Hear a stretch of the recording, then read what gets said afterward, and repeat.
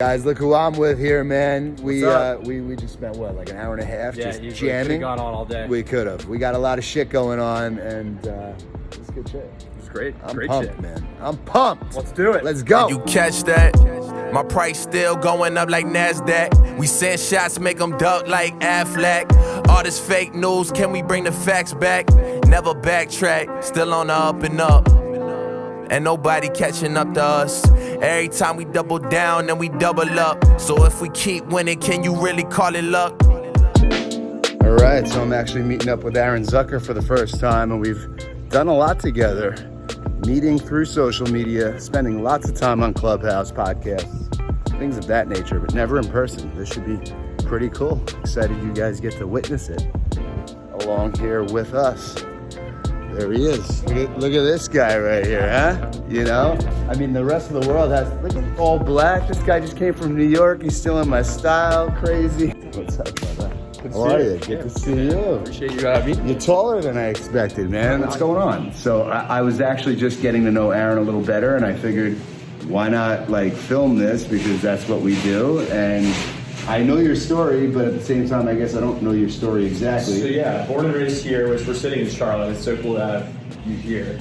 It's also, I just came from. I was just going to say that. Yeah, I just came from Long Island yesterday. So we have a property under contract. We do. Through the Sabre guys. Yeah.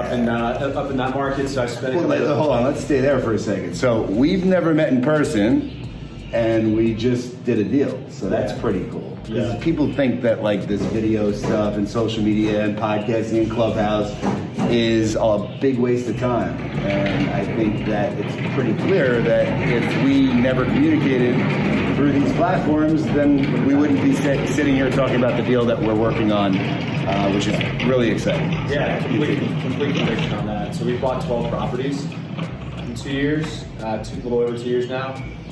We'll buy one between now and the time we close on the Long Island deal, but that was just sourced through an organic, like off-market brokerage relationship. But this one will be our third out of, let's call it 14 on social media.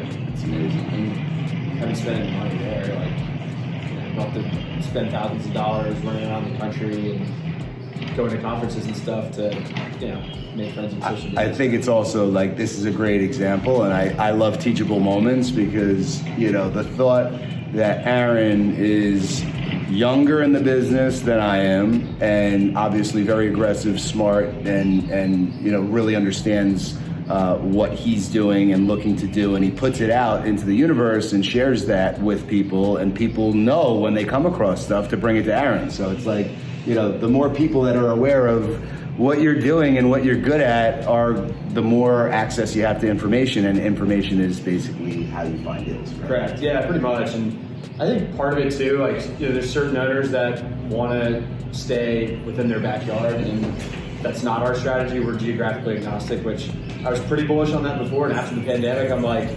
never again even considering only being isolated in one region, because some of our markets, tenants were shut down for 3 months, and some of our markets, nobody knew what a mask was. So it's totally fluid, right? Yeah, I had the benefit of traveling, up and down the coast to Florida 3 times during the pandemic, and it was so interesting to see how each market was affected differently, handling the pandemic differently, and just generally more open for business than other markets. And obviously New York was one of the ones that was, I think, hurt the most. So it was cool too for me, because since I do business across the whole country also, I was able to kind of venture out and kind of follow the activity in a way. Sure, yeah. All right, so we just had to relocate here. We got a nice backdrop, got some retail. Yeah, it's a great mixed-use center. I mean, look at this. Yeah, so this is cool. So we're in a mixed-use development that was done by a local developer here in Charlotte. And as a response to tenants that needed to be in this sub-market, and there was not enough space. So this is probably 80,000 square feet of retail, all small shops, high-end restaurants, boutique, you see Pure Bar there, clothing boutiques that are regional based, that basically couldn't get into South Park Mall, which is our A++ mall that Simon owns and operates across the street. And so as a result, this whole neighborhood was developed in the last 25 years. And you've got the highest volume Harris Teeter, which is our leading grocery chain now owned by Kroger, a driver away, and all this retail's popped up, sort of like where I sent you last night for dinner. Like that was built in the last 10 years too, because another beautiful everybody project. Wants to be here. You had credit tenants that were willing to pay rents, and there was nowhere to go. So developers who had phenomenal land executed, and what you see is what you get now. Yeah, every development seems like new and fresh, and it's awesome. Yeah, that's the story for sure. Really, really loving it. I wanted to kind of talk about just when you had mentioned that you mentioned something that sparked a thought for me, which the downturn that I was bracing for, essentially, let's call it, in 2019. I sensed that there was going to be a change, a downturn, and the difference is, and I think this is the underlying theme of everything that's going on in the world and then how it affects us. The internet was not mature in the last downturn, right? So, that's the biggest difference of what's going on now. And I think, quite honestly, I'll even say, I think I'm in my mid 40s, and the generations older than me truly don't understand exactly what the internet is and does on the same level. I think that the generations younger than me do, and I've always, I think my major advantage in the business has been, I learned the business the old school way with everybody older than me kind of showing me the ropes, and I became really, really good at it.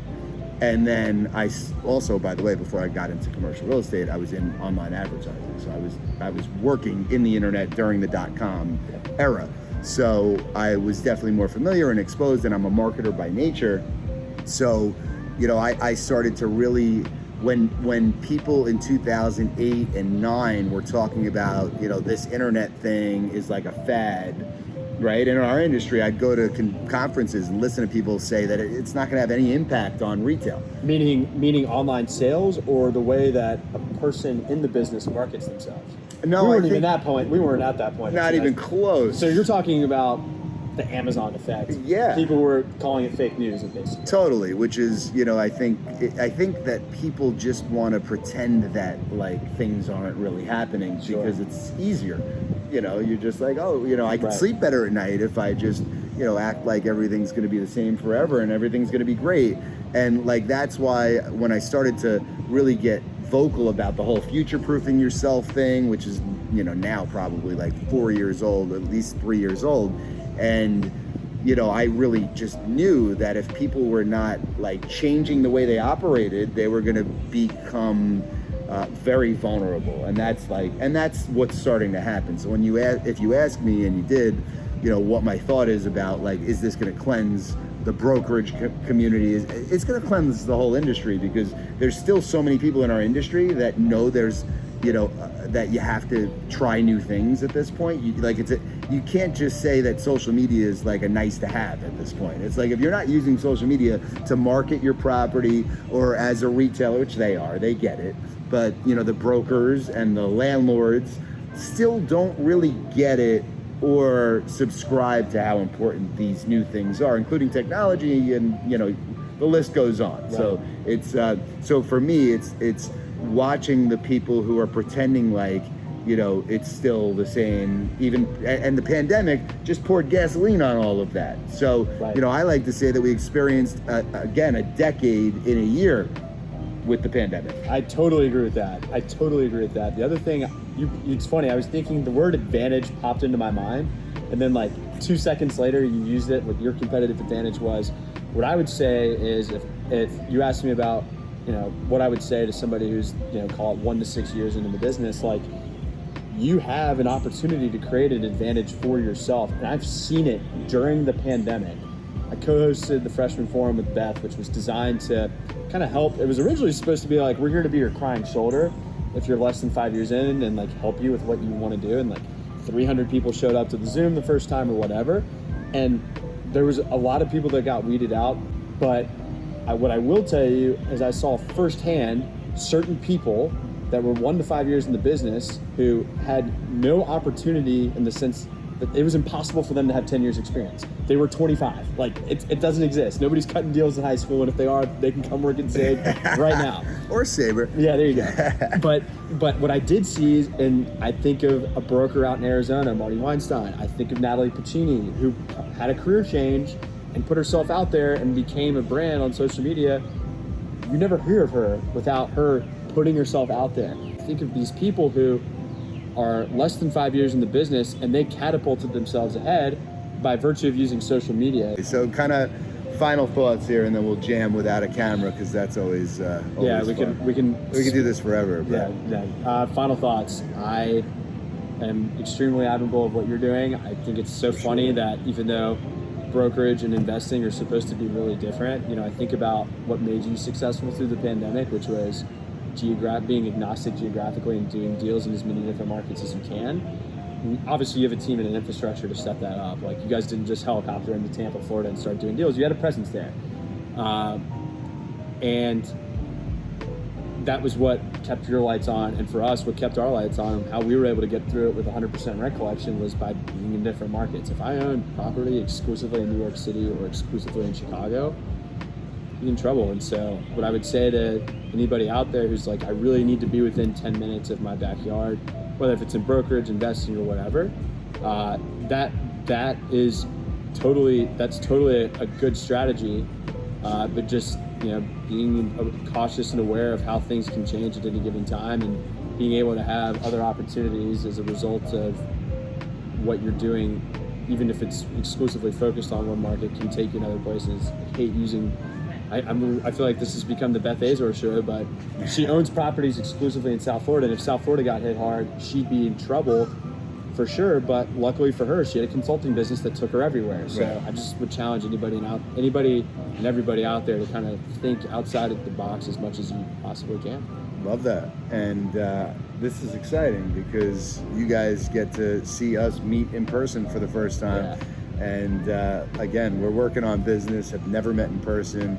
And we're doing a deal somewhere that is totally foreign to you, and you're leaning on, again, the experts in the market to do what you need to do, and offering the opportunity to people who bring you deals, which I think is going to be, if I had a hunch, a very smart strategy for you on a move forward basis. So.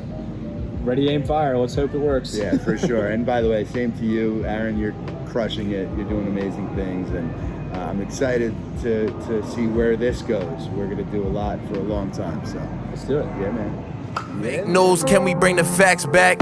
Never backtrack, still on the up and up. And nobody catching up to us. Every time we double down, then we double up.